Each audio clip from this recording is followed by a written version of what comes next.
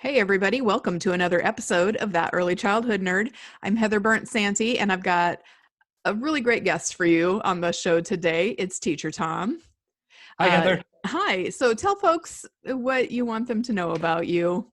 I go by Teacher Tom. I've been was a preschool teacher for the better part of 20 years in a cooperative preschool, and we can talk about that a little bit, what that Sure. means, because to me, that's a real that model of early childhood education is real central to who I am and how I think about early childhood education. And I've written a couple books. I've been blogging for since 2009, writing posts almost every single day on the Teacher Tom blog. And that is really kind of, in many ways, the centerpiece of my life. It has been for a long Yeah. time now. And so, and I've got, so I guess that's what I want people to know. Like, Yeah. we can ask other things. Sure. So before we jump in with the quote we've decided to start with, why don't you just talk about the co-op setup a Okay. little bit? Well, for people who don't know, cooperative preschool or cooperative school of any kind, cooperative preschool is one that is owned and operated by the parents who would choose to enroll their children. And this isn't a metaphor. It is a legal entity. And so if you enroll your children at the Woodland Park Cooperative School, you become an equal owner with the other 65 or so families who've enrolled their children there. And what that means is that the parents do everything that goes into making a school operate other than planning, the classroom planning and taking the lead in the classroom. Mm-hmm. So that means they do the administrative work, they do the financial work, they do the field trip planning and the gardening and the maintenance and everything that goes into it, which is really kind of, in many ways, a beautiful thing. And and obviously for some people, they don't have the time for it.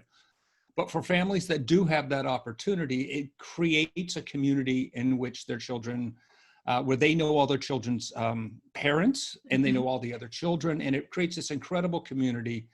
And I always like to say, as Alfie Cohen, the author and education author, has said, progressive education is marinated in community.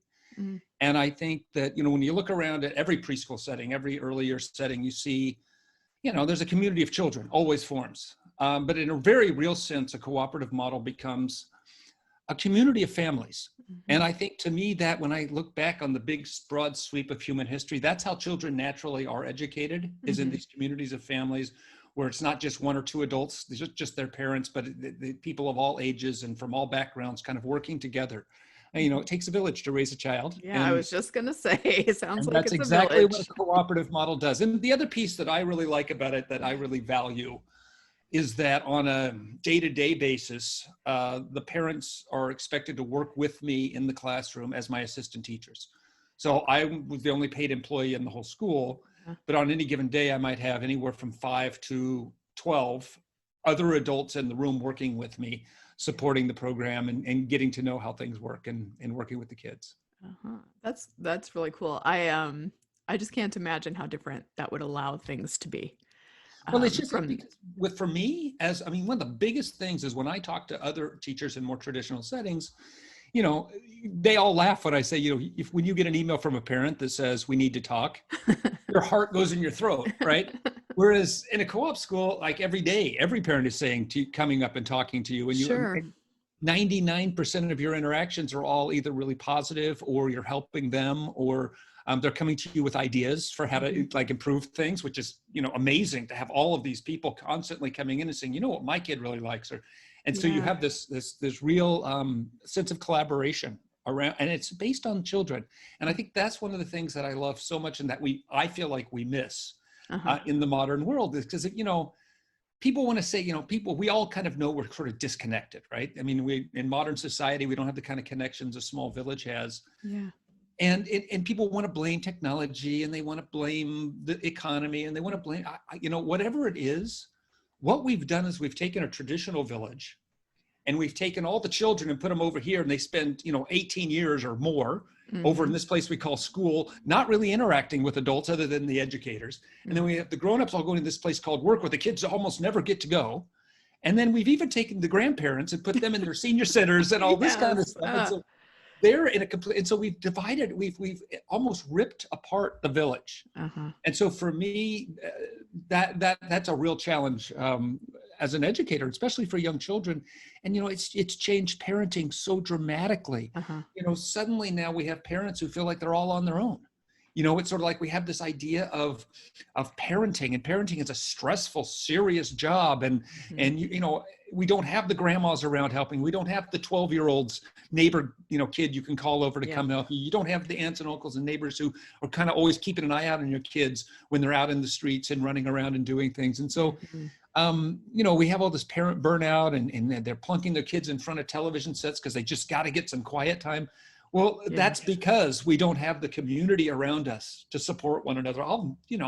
Maybe you grew up this way too, but growing up, mom could just say, you know what, I got stuff to do. Why don't you go over to Johnny's house today and play? And, and I'd go over and hang out with Johnny's mom for the day. Or she would say, or she would sometimes she'd just open the door and send me outside, and there'd be other kids out there, and just trust that, the neighborhood, the village was keeping an eye on me. And so I really do think that's one of the reasons I really value the cooperative model. And I would love to see somehow more of that happen. I have these great hopes. Maybe you've heard me say this, that, there's so many horrible things happening right now with COVID in particular. And it's challenging, and it's throwing everything upside down. But, maybe out of this is a time to really radically rethink what we're doing.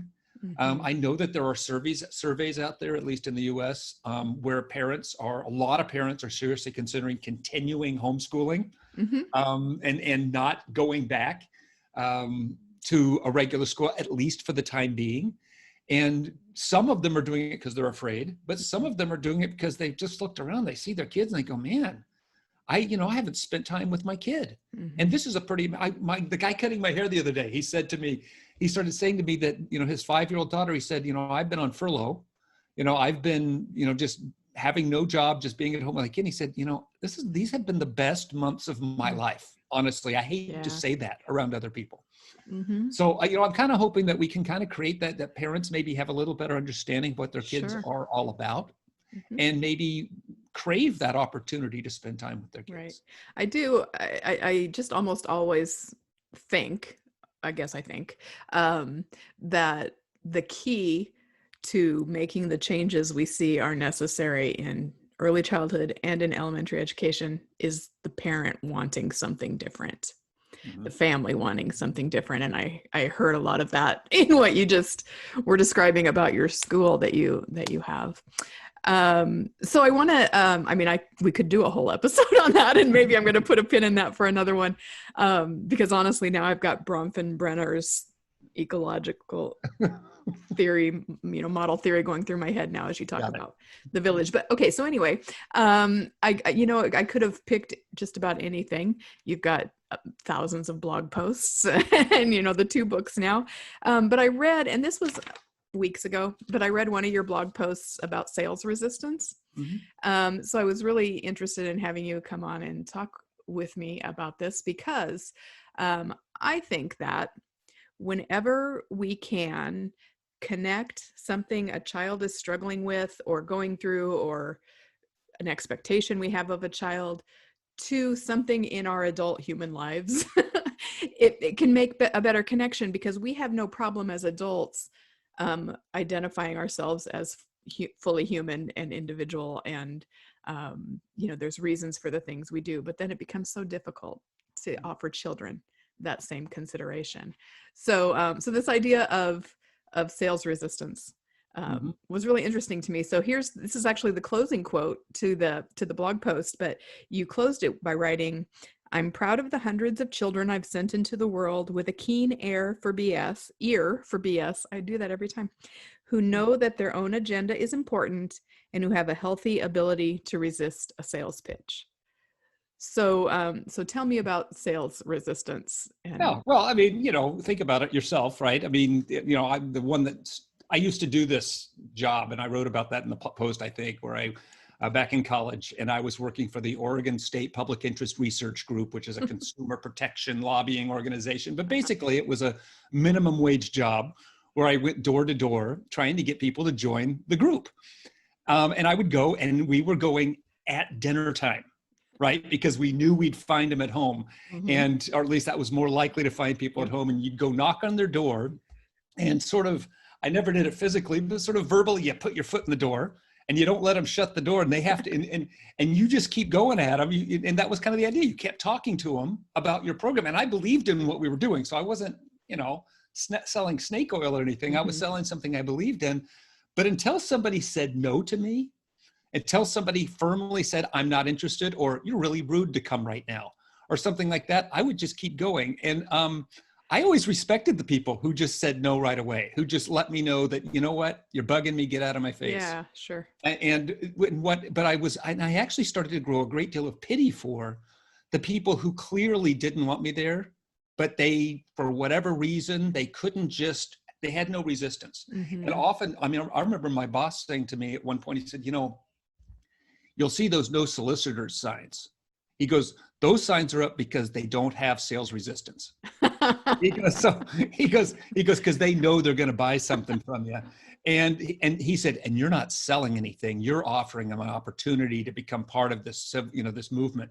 And, I took him at his word. I Okay. mean, I was a kid, right? I mean, I was Right. just listening to my boss and doing what they suggested I do. And I ultimately quit because I felt like I was bamboozling people. I Uh-huh. was getting them to do things that they felt were actually maybe even against their interest. Mhm. And I do feel like, so I put that in the context of school and working with young children. And, here we are constantly, this whole concept of, you and I both are play-based educators, right? Mhm. And I'm sure most people listening are play-based Mhm. educators, but so much of what school has become is adults deciding what kids need to know and then trying to sell it to them. And these kids, so what we're doing is we're setting them up for a situation where we're constantly selling them. We give them lots of unsolicited advice, Mhm. which is kind of almost everything we say to a child is unsolicited. And I don't know about you, but you give me unsolicited advice, I resent that. I do not like a stranger coming up on the street and saying something like, I could help you with your haircut. Yeah. Yes. That has led to many uncomfortable situations When for somebody comes me up to, and the advisor. exactly. And Yeah. so I feel like, anyway, to me, I want kids to go through the world knowing what they know, and knowing that, if what I'm listening to, it doesn't match with what I already know, or I want them to know that they have not just a right, but a responsibility to say, no, that's not right. Mhm. Yeah. They don't have to be jerks about it, but just, most of the time around preschool, that's a kid laughing at you. Right. I mean, Or because you just walking away from a conversation. or just walking away and so to me that's, but the ones I feel bad for are the ones who have been made to sit there listening to the sales pitch, whether they like it or not, whether they buy it Mm. or not, whether they're interested in it or not. And it's what a bad way to spend your time on the planet. Yes. Sorry, I was writing a note because I want to come back to two things. Um, so just that idea of, um, there's some children that have just either it fits their personality to sit and accept your full sales pitch, Right. or they've been really taught that, they've been punished for not, Right. or somehow have met with disapproval for not doing that. So, Right. how do you connect that then to the teachers who are offering the sales pitch? Like, how should we be encouraging those children to resist sales pitches, or do we just Well, I think, what we should be doing is, I mean, to me, that line, having developing their BS detectors. yeah. I think that's really, really, to me, that's what it is. So what I try to do is I try very hard not to instruct children. Mm-hmm. Occasionally, we're adults. We can't Yeah. help ourselves. I don't care how hard you don't want to instruct, you still instruct. I try very hard to avoid directive statements, period. Come here, sit down, do this, do that. Mm-hmm. And I actually have come around to really trying to avoid questioning children, even asking questions, because when I ask a question, unless it's very specific and I know exactly where the conversation is and that the child is interested in that, Mm-hmm. I may very well be derailing their own thought process. Right. But what I want them to do, so what I often do though, is I will often say things to children that are obviously untrue, because I want them to know that it's, like I said, they're not just their right, but their responsibility to call me on it. So, Mm. I don't know what it might be. I was going to say, a good example might be, if I tell a children, hey, this is a green ball, Uh-huh. And they know it's a red ball and they say, no, teacher Tom, you're wrong. You're joking. And I Uh-huh. want them to know that that's their relationship with me, that it shouldn't be sitting there and just accepting information. But Uh-huh. it should be, if it doesn't match what they already know about the world, then they need to push back on it. And that's what we need to do, with all the BSers in the world. Because there's a lot of BS out there, and a lot of it is sales BS, but we see it in Mhm. our politics. We see it, in our schools. We see it in any place there's an institution. There's somebody out there trying to BS you. Right. I was just going to say, we see it in teacher training That's right. programs Mhm. and graduate or college courses for Yeah. aspiring teachers. And I think that's a fundamental skill of a good citizen in a democratic society. Yeah. If we had a different kind of society, if we were, totalitarian states or theocracies or something else, we probably would be needing to teach our children just to shut up and buy the party line. Mm-hmm. But we say we're self-governing, and that means we need good citizens who are capable and have the skills and those things involve critical thinking for yourself, asking lots of questions, standing up for your own beliefs, even when those around you disagree, understanding that you contribute to society in more ways than just going out and voting or just, or just getting a job and earning an income, but you contribute politically, you contribute artistically, you contribute as members of a community, as neighbors, as, and all kinds of, and every one of those is part of a democratic society, which is, again, back to that village, where we're all in it together, trying to build something with the children and through the children and together alongside them, because after all, they are citizens as well. Right. And for some, it might just be as simple as giving yourself permission to think differently about what's being presented to you. We need to develop that as adults so that we can extend it to children. The stuff we learn when children. we're young, we tend to carry forward into adulthood, right? Mm-hmm, So creating an environment, when I look at school, I think, learning ABCs and 1, 2, 3s and all that kind of stuff is all well and good, but that's not the reason we go to school. We go to school so that we can be good citizens. We go there to be good citizens. Those are great tools, right? Yeah. Being able to read and write and do math and understand basic science and all that kind of stuff those are great tools. But what we've done so much with our schools is we've kind of focused so much on literacy and mathematics. I mean, really, that's almost primarily what a lot of the public schools in the US, at least, have focused on. And, and the problem is that those are great things, but when you focus on those, that's like focusing on, we're just going to learn how to use a hammer. And we're going to learn how to use a hammer, and that's going to be the only thing we learn how to use. And Maslow's, quote about that, right? Yes. All you have is a hammer, everything looks like a nail. So, going around the world like this isn't going to be very functional. Right. But, but those are tools. So it's like, so the way I try to look at education, when I try to look at preschool, is that it should look more like real life, or it should be real life, actually. Coming together around a project, and as you're working on that project together, sharing and discussing, you might need the tool of literacy.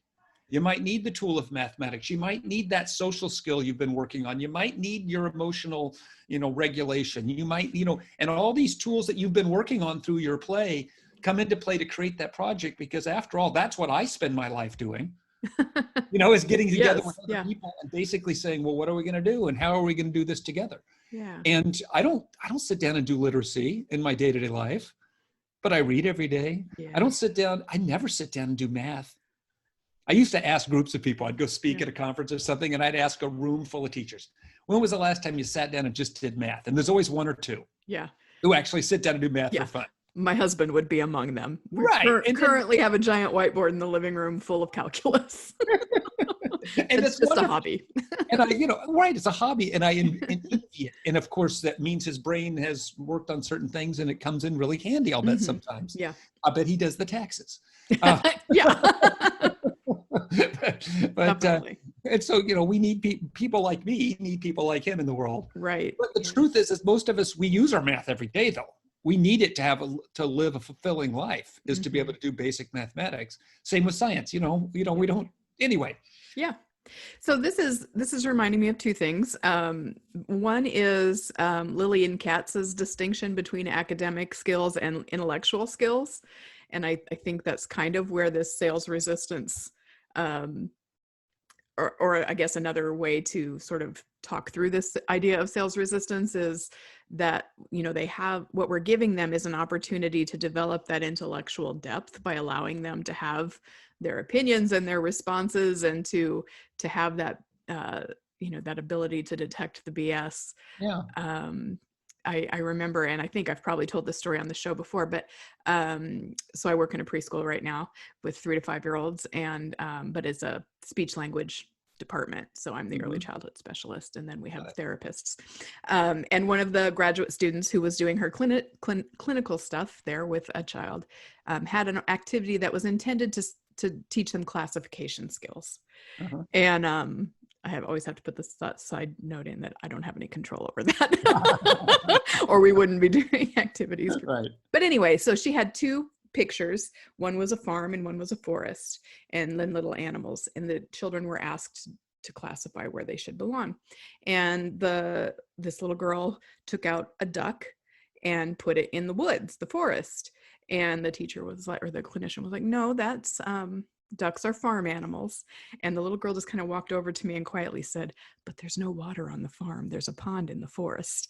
And that was such a good example for me of the difference between that sort of ability to think things through, Right. critical thinking, rather than just the rote answer that. Right. And that's the problem with adults having power, right? Because we have power. I mean, this is actually different than me going to a door and knocking on their door in that sense, because by virtue of being adult and by virtue of having the title educator or teacher, and it's, people are going to get mad at me for saying this, but it's actually an abuse of power in my view, to go in and insist that you have to classify the duck as going on the farm rather than, sometimes they go in the air. Sometimes, right. Sometimes they end up on the dining room table. Yeah, right. Sometimes they're on the highway. Yeah, exactly. There's a lot of ducks. Maybe the duck wants to go for a walk in the woods. I mean, there's all kinds of things. And, and we call that the wrong answer. Right. But that's not what, we're not there for right and wrong answers. Mm-hmm. We're there to learn how to think, and to practice thinking and to give an opportunities to think, because thinking is indistinguishable from learning.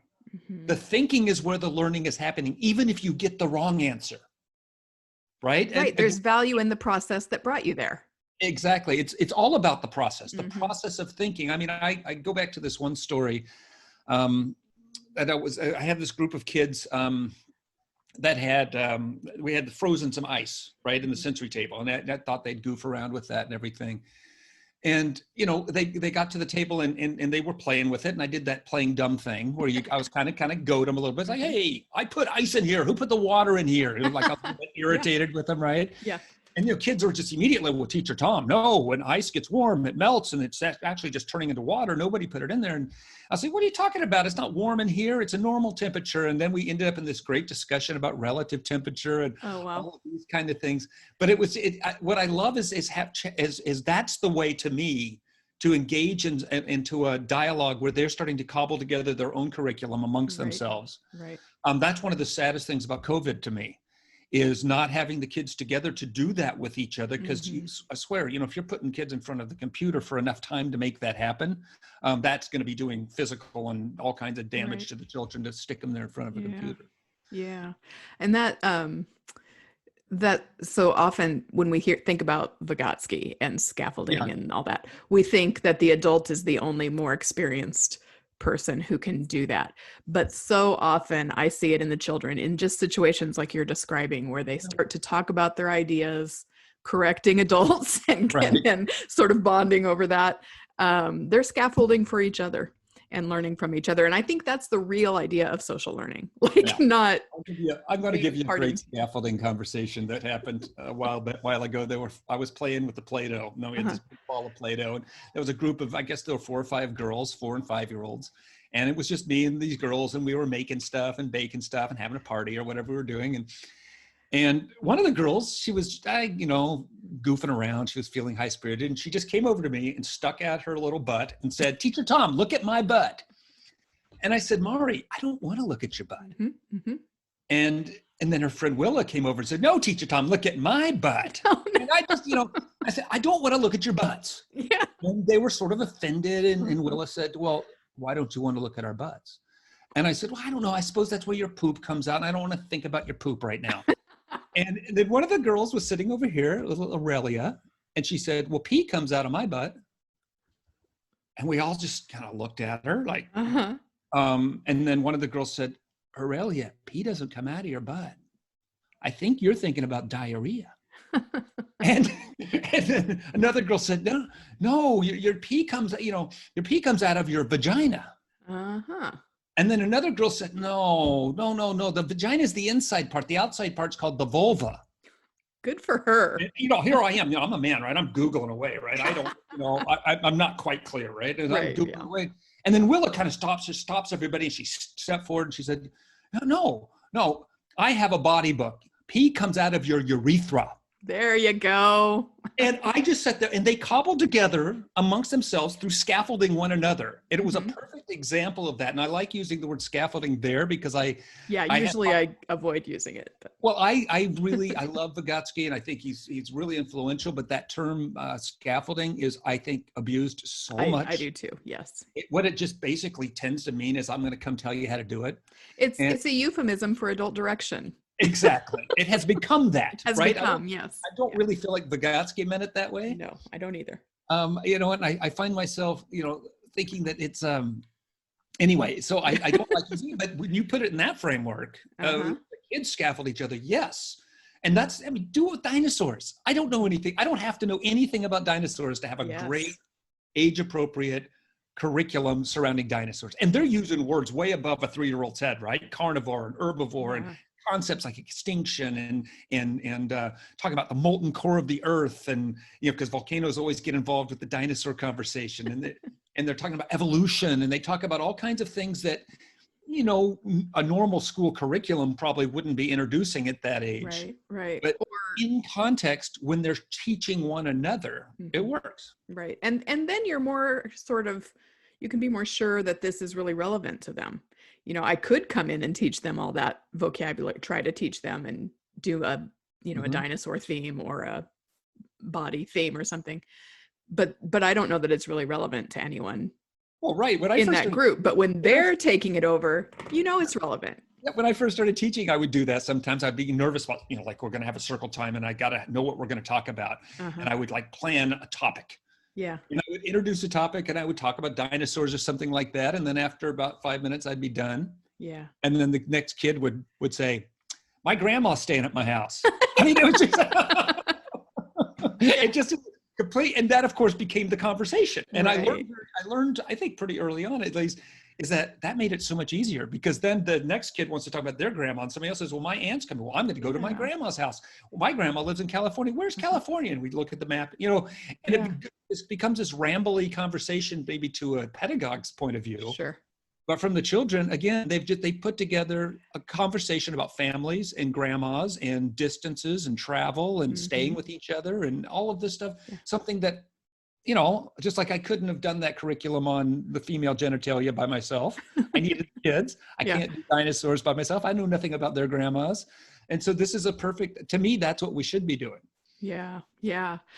This is not at all really relevant, but I have to tell the story because you told your story. One of our teachers last spring was pregnant, and so the children were all very curious about how that baby was going to get out of Miss Ann's tummy. And Mhm. so one little boy was sure that she would just poop it. And then one of the other, all the grad students and people are looking at each other like, what do we do? What do we do? And then so one of the other little boys said, "No, I think there's a different hole for babies to come out." And then they just started sharing their own experience. Yeah. And it was kind of fun. So I have one more direction to sort of ask you to take Okay. this conversation, specifically thinking about sales resistance Uh-huh. in the context of guiding behavior. Okay. Because I think what we are drawn to as teachers is the easy fix, the short-term solution. Yeah. What is more valuable to them is to sort of resist that and really develop some skills or Yeah. look at Well, just to stay away from that short-term fix, that sales pitch that we Yeah. get at all the conferences. Well, I mean, I mean, it's not just conferences, it's the whole world, right? It's, Hmm. nobody likes to be told what to do. Hmm. I mean, this is the bottom line. You don't like to be told what to do. That's for sure. If I say to you, stand up right now, you're going to be resentful. And you see, you just disobeyed me. And Yeah. now you're in trouble Yeah. because you didn't stand up because you made the decision. I only gave you two choices there. You could obey or disobey. And that's what a command does. So when we say to a kid, sit down or crisscross applesauce or whatever we're saying to a child, Yeah. we're putting in a position to, and it's, I've seen research that shows that like 80% of the sentences adults say to children tend to be commands. Right. And so we're bossing them around kind of all the time.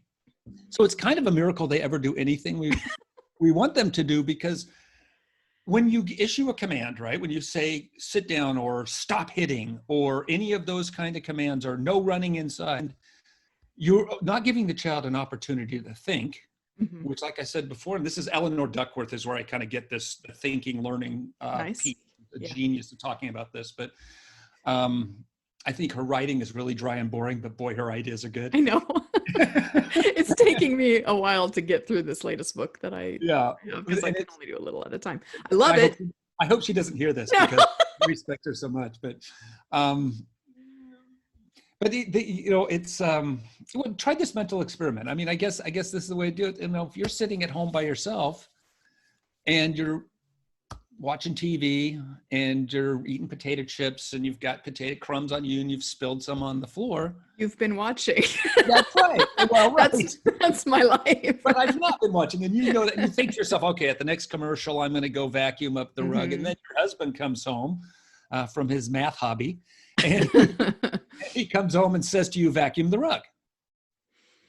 Those are fighting words, aren't they? Yeah, yeah. In the real world, those are like that would never even happen, and I'm already pissed off about the imagining. Exactly, imagining that happening, and that's the middle finger comes out at that moment. And you, even though you know for a fact that's your responsibility, you did it, you should clean it up. And so it's a miracle the kids do anything we want. So for me, what I try to do is there's a number of things. One is I try really to avoid commands. So for me, it's about choosing like informational statements. Instead of don't hit her, when you hit her, it hurt her. And that might not, and that shocks people sometimes. It's kind of like, well, you should be commanding, you should be scolding that child. Well, what I've done is I've provided information that creates a space for them to do their own thinking. Right. And now they're thinking, and so their thinking is, well, I've hit her and I've hurt her. So now they're thinking about and I'm not telling them what to do about it. I'm creating a space for them to decide what they need to do about it. Now, sometimes they're just going to try to run away or get away from it. And I can, then the conversation can be along the lines of, she's crying, I'm going to take care of her. And you can kind of role model, but again, using informational statements. Instead of saying to a kid, sit down on the rug for circle time, you can just say, it's time for circle time. And have give the child the space for them to do their own. And I'm not saying this is a panacea, that it works 100% of the time. But what you do is you create a space where children are thinking. And I have found that over time, when you create that kind of environment, children tend to they might think more creatively than you would. I mean, when you're you're tidying up and you're doing something like, instead of saying, put the block away, you say there's a block on the floor and it belongs on the shelf. Yeah. Okay. Take it, Tom. That's right. Exactly. Sometimes they're just going to say, nod there and sit there and look at it. But most of the time, they're going to see that on the floor and they're going to say, it is cleanup time and it's on the floor. You know what I could do is I could put that on that shelf. Yeah. And I guarantee in a room full of children, if you make that statement, at least one of them is going to have that thought and do it. Yeah. And then once that child has done it and you say, and then you could just make the observational statement. Oh, Heather is putting the block on the shelf. Yeah. Well, then all the other kids are like, what about me? Right. I'm putting a block on the shelf. What about me? As long as it's said authentically and it's not like oh, Heather, I love how you're putting the blocks on the exactly. Exactly. No, just it's to me, it's all about neutral, making statements about what you see going on around you. Because to me, and part of it is I have no scientific basis for this. This is just my theory. But it's like, one of the most ancient art forms we have, one of the most ancient ways that humans connect with each other is through storytelling. right? Through telling stories. We'd go out hunting and gathering and then come back around the campfire and everybody tell their stories about their day. I mean, that was the ultimate, that was the first form of entertainment, probably that, and, maybe singing and dancing, right? Yeah. Those were the three. And what I think of myself as doing, I'm just telling the story of right now. Mm-hmm. I'm telling the story of what's going on right now. And we all want to be part of the story. Most of us do. And I'll be part of that story. I mean, if you're sitting there and you're naming names, I'll never forget one time there's a little boy named River, 2-year-old. And he had a wagon on the playground and he was filling it with these big rocks. And he was putting these big rocks in there that were heavy and he was lifting them, putting them in. And I just said, River is putting rocks in the wagon. And a few of the kids stopped and they watched him do it for a while. And then they started putting them. I said, well, Janet is putting rocks in the wagon. Sally is putting rocks in. I just started telling the story of what I saw. Uh-huh. And then after the rocks were all in the wagon, then River tried to pull it up the hill and it was too heavy. And I said, the wagon is very heavy. River cannot pull it up the hill. Mm-hmm. These 2-year-olds, just without a word, all started pushing. They all started pushing it, and they took that load of rocks up to the top of the hill. And it's just because they were becoming part of the story. And so I think a lot of that, to me, a lot of it is telling the story of what's happening. Mm-hmm. There are certain things that adults, right? And I know people are thinking right now, but there are things that they have to do. If it's, so we know about schedules, right? Young children tend not to be really focused on schedules. They might know the order of things, but 10 o'clock means nothing to them. Right. Young children, courtesy, that's another thing they probably don't know a lot about. We kind of have to we have to role model it at least. And, maybe safety. So, we do see some safety things that maybe they don't see. So we kind of can guide them on those lines too about safety. Yeah. But for me, so speaking factually about those kinds of things are fine because we understand them better. So it is time to go instead of get in the car. Right. It is time. Or are you ready to go? Instead of are you ready to go? Well, you got two answers, yes or no. Yeah. And you're going to get no as often as yes. Yeah. And then you've got a battle. But much better is to give them the opportunity to do their own thinking. And if you have a group of children, most of them decide, I'm going to go get in the car, or I'm going to go start cleaning up. And then the others join them. Yeah. I think the other way, and this is especially when you get to kids that are 3 and 4 and 5 and have better language skills. Another thing that we do is the children, I've never made a rule for the children myself. The rules are always always created by the children through a process of consensus. Uh-huh. So, when we started the school year every year, it would always be, I would tell the parents, we are in an official state of anarchy. The kids, there are no rules. Our only job is to keep them from killing each other. Uh-huh. And always usually within the first hour, but generally it's always in the first day, someone would say, hey, she hit me. And that's when I said, boy, you didn't like that. I can tell you didn't like that. Mm-hmm. How about we all agree not to hit each other? And of course, nobody likes to be hit. So they all agree. You can put it on a piece of butcher paper, write it on the wall, no hitting. And then, as soon as they realize what's going on, they get the 10 Commandments down, right? No kicking, no biting. They start listing them all. Yeah. Screaming in people's ears, and they all agree. Mm-hmm. And so suddenly now what that changes is now I'm not sitting there saying no hitting, no running inside, no taking things. My role is to just remind them of the agreements they've made with their friends, right? My job is then to say to them, I want to remind you, we all agreed no hitting. Yeah. Oh, sorry. I want to remind you, we all agreed not to take things from other people. Yeah. And suddenly now I'm putting them in a position where it's not me that's telling them what to do. It's putting them in a position to reflect on their own agreements that they've made with one another. And it's really wonderful to watch children react to these and how once they understand the process and how this works and that they have that much power, sometimes that's what we'll do for weeks on end is the kids will just every day, I've got another idea. Add more rules. I've got another one. And we end up with hundreds and hundreds of, the most recent school year, the biggest issue was for some reason we had to legislate the throwing of everything. So it was sort of like no throwing rocks at people, no throwing sticks at people, no throwing water at people, and we had to, we couldn't just say generically, because I sort of at one point said, oh, we just say no throwing anything at people. And nope. That's okay. But we also want to say no throwing dinosaurs at people and no throwing, yeah. But that's okay because that, then we get, then when these things happen and they themselves would look up at that list of rules and they're not literate. They can't read it, but they could point to you exactly which know one what it said means. everything amongst the hundreds. Yeah. So, and that I think that comes back to relevance too, because now the rules are relevant to their life. I mean, I honestly just don't do much with rules, but we do what you're saying. You know, we describe what's happening and we make Yeah. factual statements, and it's all data that goes in for them. But and honestly, when I've read your books or blogs that talk about letting the children make the rules, my mind is always like, yeah, it's still adult directed. It's not really going to work. But hearing you describe it, you know, it's when you're in the moment, here's the inspiration from the rule, and then it goes from there. Well, and they inspire once they've got the idea down, and some of them become the experts on it. It's like they'll just sit down and say, "Let's do rules today." Oh my God. And sometimes I feel like the adults, our job ends up being mitigating their rules, because they actually will create these environments where moving alone is violating the rules. Right. And then you've got to walk them through. It got to the point where they had a rule. It was something like they all agreed to not do anything to anybody unless you ask them first. Oh, wow. Which at first, you know, you're thinking, wow, that is consent. That is a wonderful rule. I mean, that's beyond the golden rule, right? Mm-hmm. You know, you're not thinking about yourself. You're thinking about others. You have to ask them before you do anything. But then it got to the point where they're like, Teacher Tom, she looked at me and she didn't ask me first.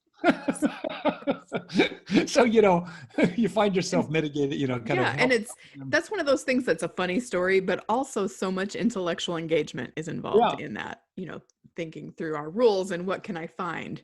Yeah. That's classifying. Like, that's relevant. That goes right back to the BS detector, right? Mm-hmm. They're understanding that, you know, some of these things are BS and some of the things aren't. And they realized very soon, one girl, a boy was breathing on the back of her neck, and she raised her hand and said, "No breathing." And all the kids, they'd all seen what was happening, and they all agreed, no breathing. And then of course that rule had to change in about, 2 minutes, less than 2 minutes. Because they realized right away, okay, well, we went too far there. And so to me, they're always flexible. They're not hard and fast, and I don't make them. I mean, I start creating the list, and that's about it. Mm-hmm. And create the environment where that's a safe thing to do. Right. And well, after all, isn't that really the heart of democracy, of a democratic society, of a self-governing people, is making, as I recall, it's making agreements with one another, and then abiding by those agreements, or if you can't anymore, talking about them. Saying, you know what, I don't like that one. Let's talk about it again. Let's reopen that discussion. And that's the way ideal. I mean, I was talking about this in Iceland one time several years ago, and afterwards a guy came up to me and said, you keep saying democracy, but aren't you just talking about anarchy? And he meant that in the political sense. Right. Yeah. Sense of it. I realized, because Utah Phillips, who I just think he's one of the geniuses of our time, but he was an anarchist, and he one of the things, his definition of anarchy was, I will not obey, but I'm always ready to agree. And to me, that's also the stance in a democracy too. I don't obey you, you don't obey me, but you know what? Let's come to an agreement with each other. And maybe the agreement is you go play over there and I'll go play over there. Right. So do you have any last thoughts or last messages you'd like to send to people listening to this? If you're still at home, if you're a parent, do you have parents in your audience? Yes.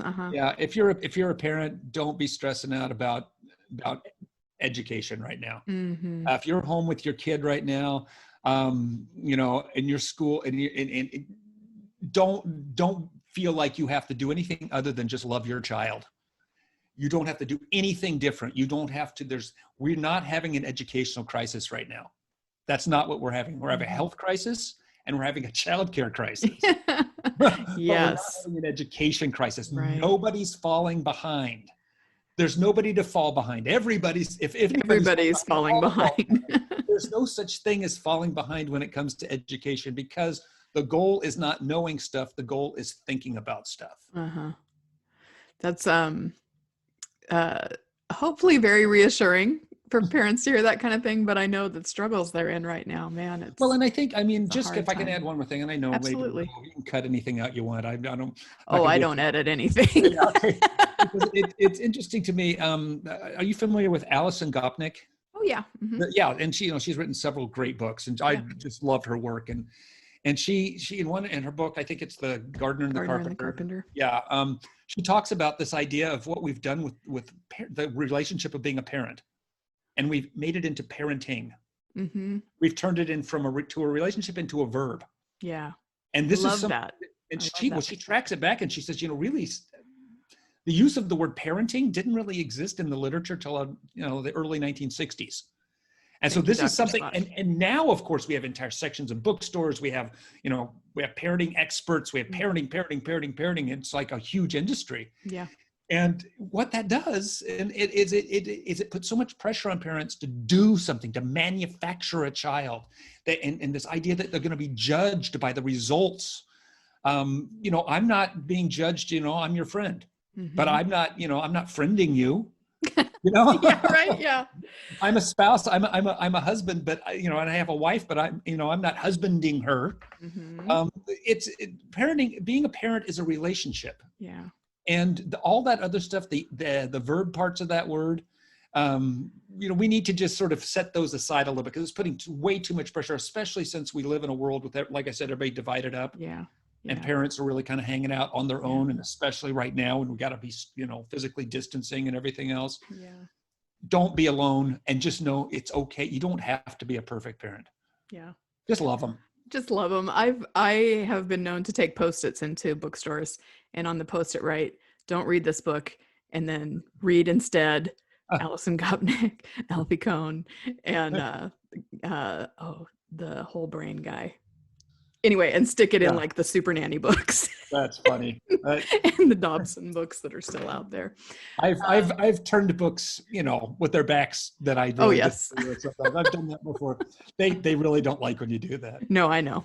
Yeah. But that's okay with me. I like it when I do that. So well, my best one is if you go to Costco. You got any Costco's there? No, but Costco is a big box store, and they're founded here in Seattle. So and they used to, I haven't been to Costco in years, but they used to just sell books, good prices and pretty good books, but they just put them in stacks on a table, right? They weren't up on shelves or anything like that. Yeah. And I would go sometimes, and just, if I saw a book I didn't like, I would just put it at the bottom of the stack, and I would just stack all the other books on top of it. It's my little act of anarchy. Little act of, yes. Mess up the parenting sections. All right. Well, thank you so much for your time and for this conversation.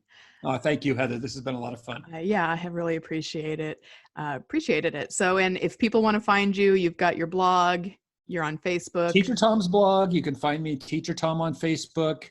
I have a parenting, an e-course coming out probably within the next couple of weeks. So keep an eye open for that. You'll find out about that via the Facebook page. We've got a brand new, I've never had a website before. We've got a website that's coming up soon. So we've got a lot of stuff going on right now. Right. But really, just search Teacher Tom and they'll find you. Yeah. Yeah, great. All right. Well, thank you again. And thanks everybody for listening to another episode. We'll see you next week.